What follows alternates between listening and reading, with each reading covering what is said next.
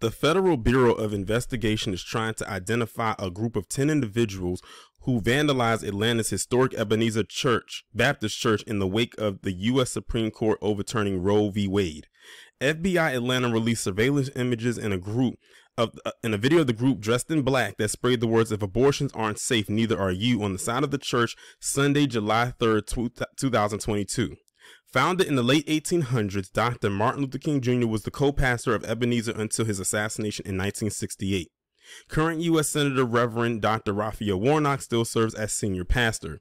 Shortly after the vandalism, camera recorded the group walking away from the church and crossing Auburn Avenue towards the Memorial Rose Garden. A few moments later, a group of 10 people walked from the area of the garden, no longer wearing black clothing. Camera footage then shows the group separated into a group of 6 and a group of 4. FBI Atlanta and the Atlanta Police Department ask anyone with information to call 1-800-CALL-FBI or send tips to tips.fbi.gov. A reward is being offered a reward of $10,000 is being offered in the case. So you see this right here. I have so many questions. The first one is, why is this just now being reported at the end of the year?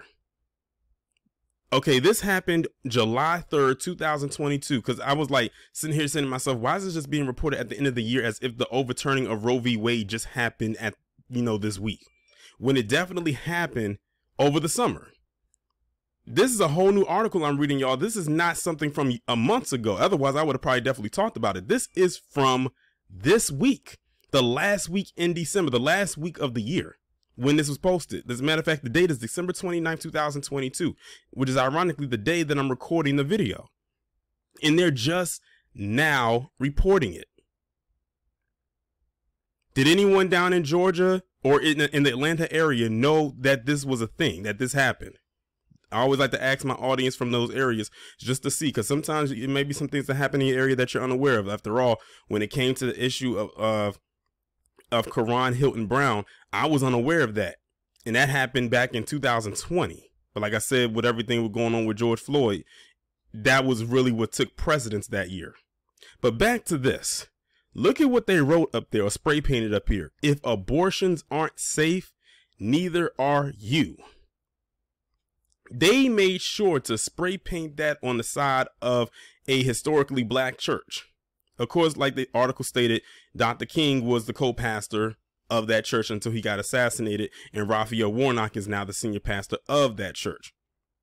So we know it has a huge black congregation that goes there because, again, it's a historical church. They made sure to go and spray paint the side of this church. They didn't go to any other church. They went to that church to spray paint it.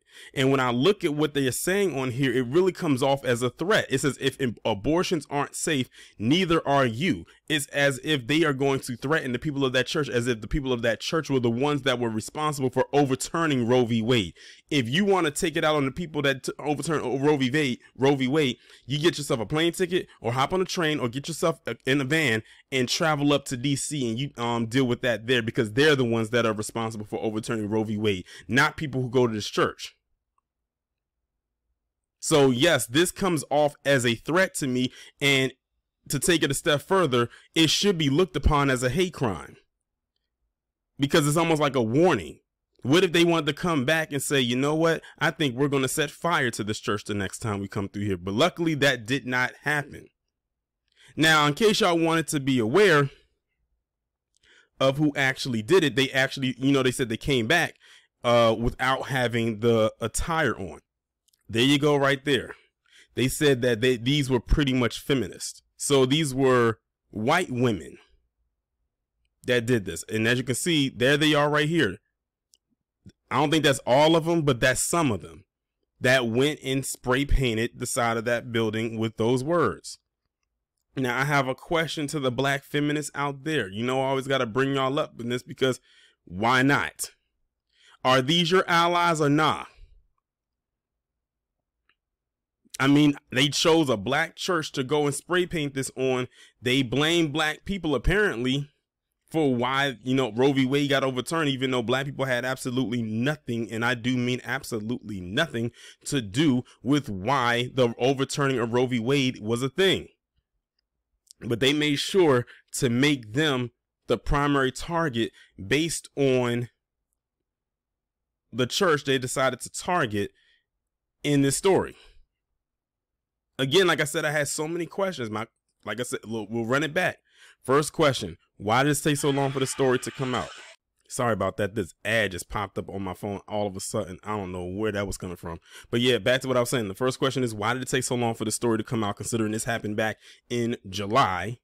Number two, why isn't this seen as a hate crime? What made them choose this church of all churches to go and spray paint this on? They could have spray painted this on on a wall or something like that, or some other place, but they specifically chose this church. And the next one is, why haven't they been caught yet? Like, here's a clear surveillance image of them. They're not hiding their faces. They don't have a mask on. They're not wearing the all black like they mentioned. They said they had all black on, or they had some attire on to cover themselves. But I guess when they came back, they said, you know what, F it. It's too hot. Let's just shed everything and show ourselves. It's not like they're going to do anything to us. And you know what? They would be right, because I highly doubt they will do anything to them. They said the FBI is looking for them. Good. Like I said, like Rob always says, the world is indeed correct. Like Rob, if you out there listening right now, you were spot on when you came up with that phrase. You got everybody saying, I keep telling you, you need to put that on a shirt. I would definitely purchase one, because it's a true statement. The world definitely is correct when you can do something like this and know you can get away with it, and most likely will. Black people did not do a damn thing to these individuals, but they want to come and mess with them. Don't be mad at black people because the government stopped you from turning and continuing to turn your womb into a graveyard. And I'm going to end it off with this. These women did not go and spray paint this building, the side of this church, because they were mad about the overturning of Roe v. Wade, because they could have easily, like I said, they could have easily did this on any other building, but they specifically chose this black church.